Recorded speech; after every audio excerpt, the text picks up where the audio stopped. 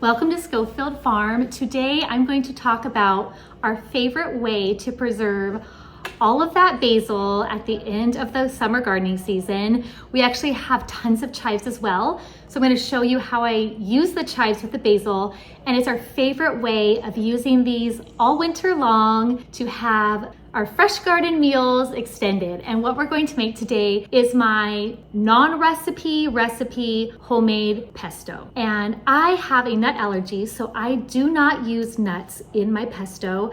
I know I could use some form of seed. Pine seeds aren't technically a nut, but I choose to just forego them all the way. And so I'm going to take you along with me as I prepare this tonight for my family. I just got home from a soccer game out of town with a couple of my boys, but this had to be dealt with because the basil does not last in our fridge very long. So we're going to get started. I'm going to show you what I do, and at the very end, I'm going to show you my favorite tip of how to store it long-term in the freezer in family size, because we have a large family. We have 7 kids, so we're a family of 9. It might be new to you. Maybe it's an idea you've used before, but I'd love to share it with you at the very end. Okay, let's get started. I already washed my chives. I washed my basil. The very first thing I do is I actually put my cheese into the food processor. We have a Cuisinart. You can use any food processor that you happen to have. It does not have to be this one. We have this blade in it. This is what we use for salsas, for pestos. We could use it for hummus, though we usually make our hummus in a blender. My son had already pre-ground some of our cheese when he made zucchini pancakes. So usually I just start with a block, but I'm gonna throw in a mixture of shredded and a block. And as I said, I don't exactly measure, but I usually put a good amount in since I am not using any nuts. Okay, so I'm gonna put the cheese in first. A little hint is, even though most recipes call for Parmesan, Parmesan's really expensive at the store. So what we like to do is we buy the Costco Romano cheese. It's the Kirkland brand, just a store brand. It tastes wonderful and nutty, and it's salty enough. I don't ever add salt. So I don't even bother with the expensive price of Parmesan. I think the Romano does just as well. I'm gonna put those in there. I'm gonna dump whatever amount this is. I'm trying to guess how much I have in here. It honestly might only be roughly a cup or so, but as I said, it's my recipe, non-recipe. I'll put some notes in the description below. You can always adjust my recipe to your liking. That's the way I learned how to cook. My mom did not cook with recipes very often, so she taught me and both my siblings how to do the same thing. And so I kind of go by taste and about how much I have of ingredients and try to do a similar proportion ratio every time. Okay, get this going. I always forget which side to put this on. Real quick, would you consider hitting that like button if this is the type of video you enjoy? That way YouTube will show other people who enjoy learning how to cook really simple things that are nourishing to their family from things they grow. Thank you so much. I like to get it to kind of a rough texture. It doesn't have to be perfect because it'll blend more with the basil, whatever herb you put in, like we're doing chives. This is like the texture I basically want to have it at. Next, I'm going to take garlic that we actually grew. We love growing garlic, one of our very favorite things to grow. I'm going to use a Pampered Chef garlic press. I don't sell them. I just love Pampered Chef, especially the garlic press. And I'm going to press it into my food processor. The nice thing about these garlic presses is you don't have to peel the garlic, so it kind of feels like it saves me a step. I could just peel the garlic and put the garlic in whole, but I like the step.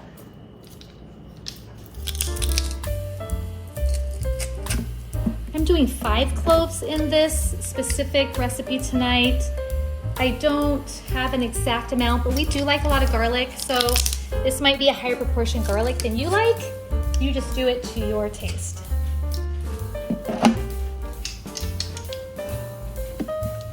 Now, one thing I love to do is save things like the ends of garlic, onions, carrots, celery, leaves, and I make a bag for the freezer to use as scraps for my bone broth. Later on, when I'm making a chicken, a whole chicken, I'll save the carcass.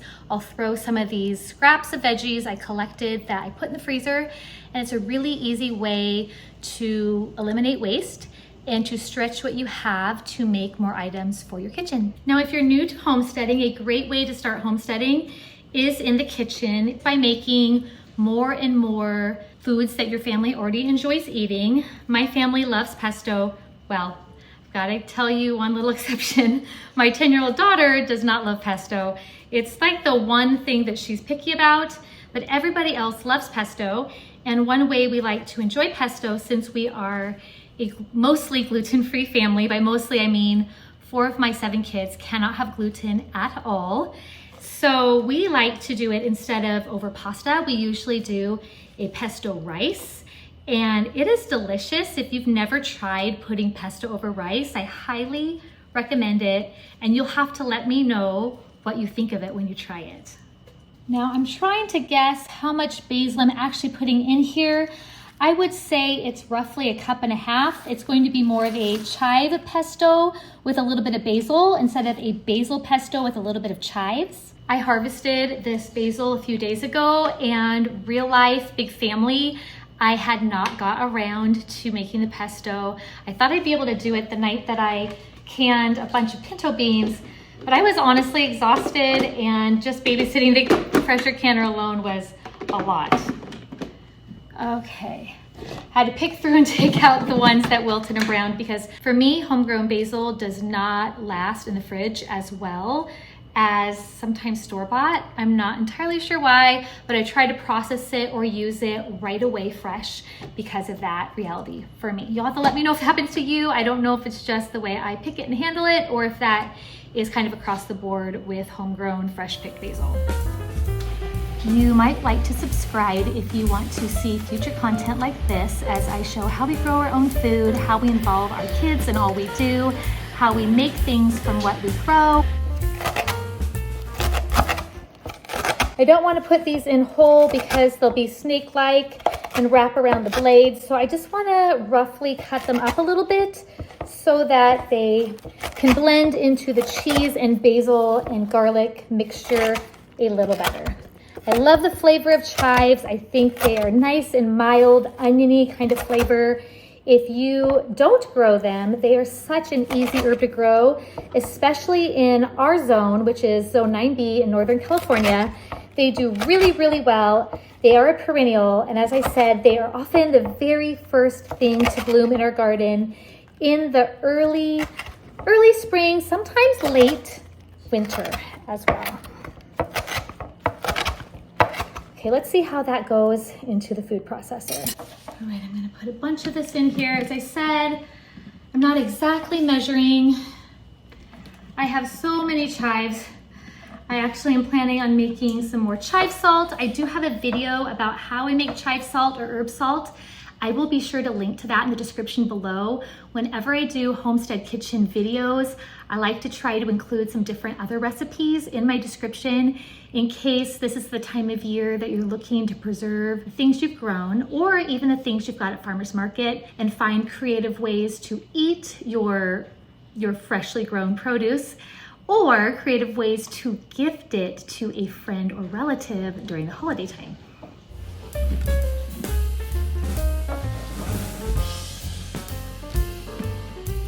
This is a lot of chives. We will see if I even need the other ones that I cleaned. Now I already washed all these. I soaked them in a little bit of vinegar water because when I harvested them, they still had a little bit of fishy fish emulsion smell from when I fertilized the soil around them in the early summer. Didn't want that flavor in my food.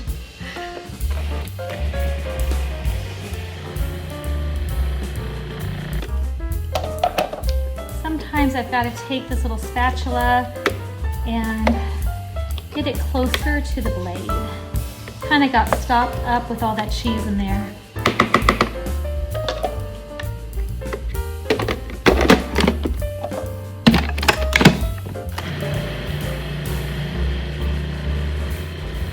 Okay, so all I'm gonna do is take out this middle part, turn this to on, and just start pouring olive oil and see how it does.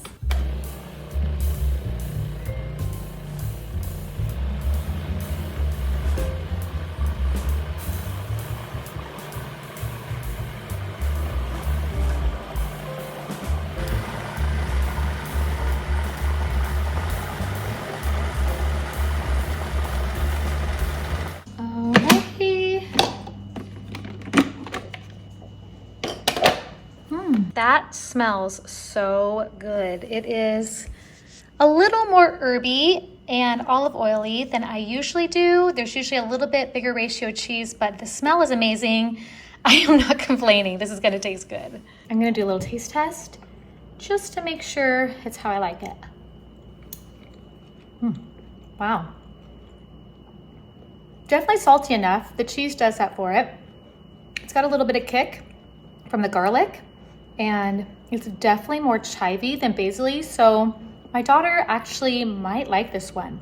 I'm gonna have to see if it passes the taste test for her. Okay, I'm gonna have my girls taste test. This is the one that loves pesto. She is going to try it. What do you think? She likes it. She likes it. Okay, now for the one that does not like pesto. We're honest here, we're real. She's not a basil fan. Let's see if the chive pesto, we'll do even a little bit for you, just to be kind. A little bit, okay. Still a no. Still a no, but everybody else in my family loves it, I promise. So those were the girls' very honest reactions. Very real. One loves pesto, the other one doesn't even love it, with it mostly being chives. I promised at the end, if you would stick with me, I'd show you my large family way of preserving it. We store pesto in the freezer to eat all winter long. It's a way to extend the lovely flavor of our summer garden. I like to use cupcake trays to freeze the pesto into little puck size. I know a lot of people use ice cube trays. Ice cube trays are just too small when I'm feeding a family of 9, 5 of which are growing boys between 12 and 20. So the cupcake trays work a lot better when they're fully frozen. I like to pop them out of the cupcake tray and store them in gallon freezer bags. And then when it's time for us to make pesto rice or anything else we might have pesto with, we will pop a few of those out. For our family, often it's about 3 of our pesto pucks, and then we'll mix it in and it is perfect. It tastes just as good as fresh that way. So it's a really fun way to enjoy our herbs all winter long. Making home-cooked meals for my family and preserving things that we can eat during the busy season is something I absolutely love to do. Pesto is a very special, easy way to do it. It is something that you can make to what your family's taste preferences are. And there's lots of ways you can make it, including using carrot tops. I have used sage before. You could throw some oregano in there. You could even throw bunching green onions or garlic scapes. There's so many ways to make pesto that it can really be a fun type of meal to preserve for your family.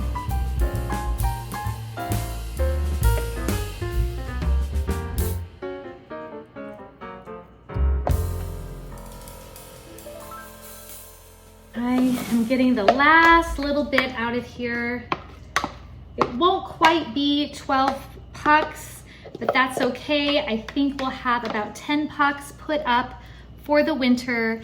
And our growing season here in Northern California is very long. We are very blessed to be able to often not have our first frost till the middle of November. So we should have about a month left. Sometimes it's actually been in December.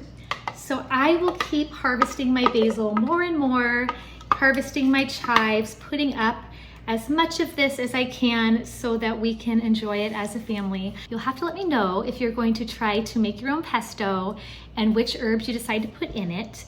And let me know if the little trick of putting it in cupcake trays is something that would work for you and your family, or if you like to eat it fresh, or if you like to preserve it in ice cube trays. I love to hear how other people do it. I feel like we all learn from each other really well. I will see you in the next video, and I'm gonna link to a video that has been requested a lot about how do I make my own hot sauce. Another thing that a lot of people like to preserve at this time of year is the abundance of peppers right before the season ends. I will see you over there.